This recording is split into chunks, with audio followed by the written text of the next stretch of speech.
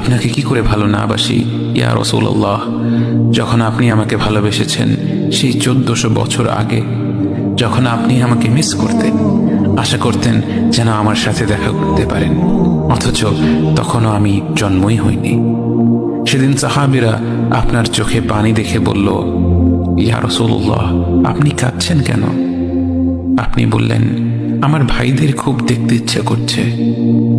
সাহাবীরা বললেন, আমরা কি আপনার ভাই নই ইয়া রাসূলুল্লাহ? আপনি বললেন, না, তোমরা আমার সাহাবী। আমার ভাই হলো তারা যারা আমার পরে আসবে এবং আমাকে কখনো না দেখেও তারা আমাকে বিশ্বাস করবে। মৃত্যু শয্যায় শুয়ে আপনার অন্তরে এই চিন্তা ছিল যে আমাদের পরিণতি কি হবে। উম্মতি উম্মতি বলতে বলতে আপনি আপনার রবের নিকট ফিরে গিয়েছেন।